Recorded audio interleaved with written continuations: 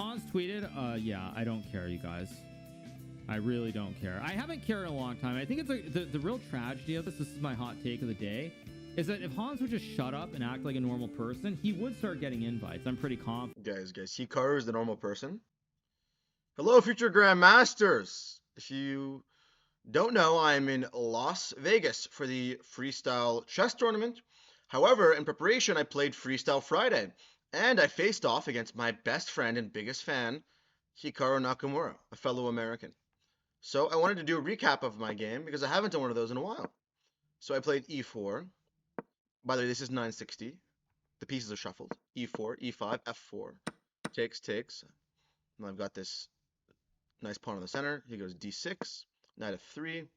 Perhaps I should have played knight e2, the point being f5, rook f1.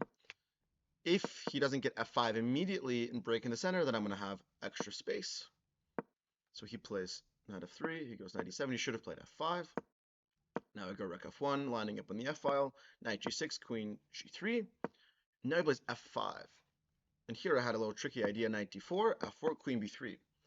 And the point is that I'm threatening knight c6. So after bishop d7, knight d3, I have ideas of e5, to go bishop f3, I have knight b4. f4 is also very weak.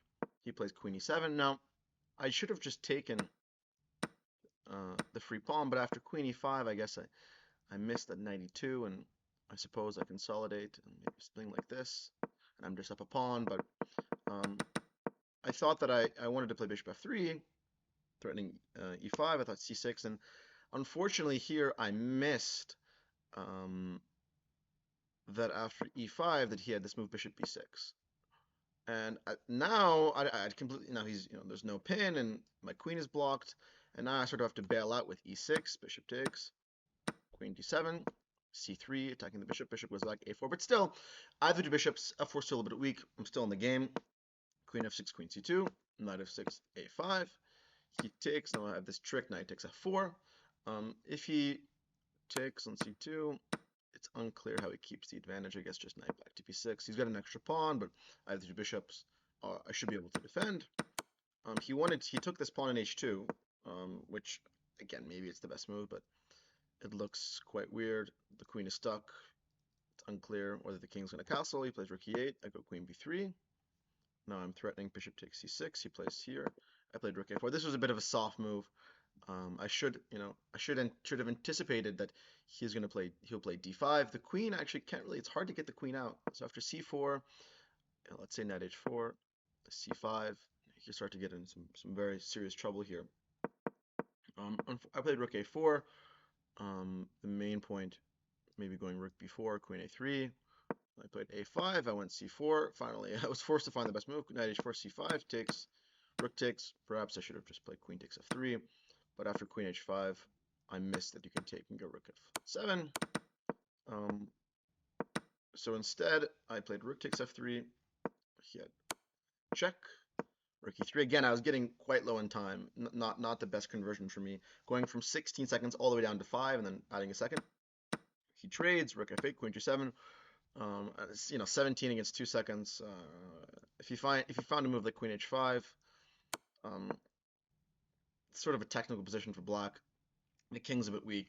This would not have gone well, but he played check. Rook f1. I took. Now his king is a bit weak. He went king a6, queen g4, bishop g5. So I sort of got the momentum, and then here, like an insane move, d5 would have been winning because if takes, rook f4, d5 with 2 seconds to find d5 would be a bit much. I give a check, takes, rook, and now I'm sort of just consolidating. He went queen f1, going for the endgame, but here Hikaru played, showed some quite poor endgame technique. In this position, it's quite, obviously you have the extra pawns, but the king is cut off, and I was quite surprised that he didn't start just checking. So, this is sort of a well-known position that when, for example, let's just for sake, like, let's say b4.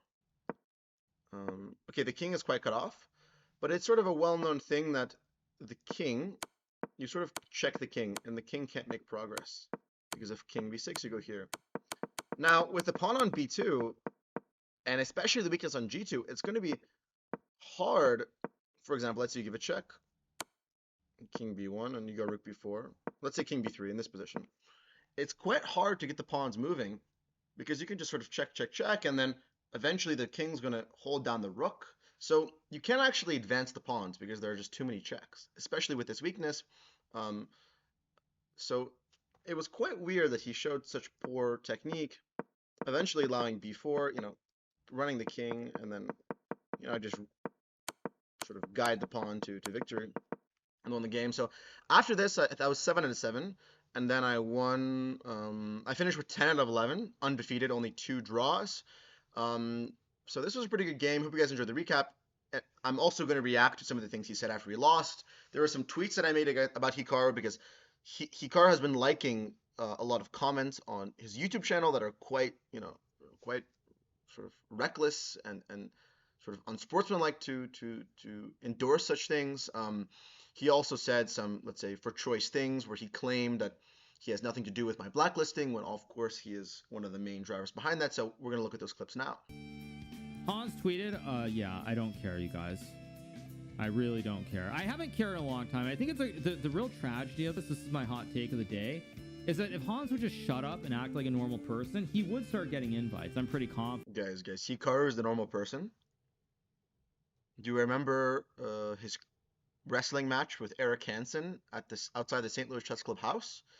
The fist fight he had with Simon Williams, the time he tried to ruin Eric Hansen's career. Remember when he lost to Faruja and insulted his family? Okay, yeah.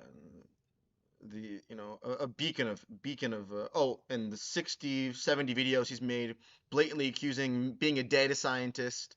Yeah, okay, and I'm the one who has behavioral issues. But instead, he continues to push this ridiculous narrative. That is, it's really a shame to see. I have not been invited to a single American tournament in 3 years. It's becoming a bit egregious to deny the damage.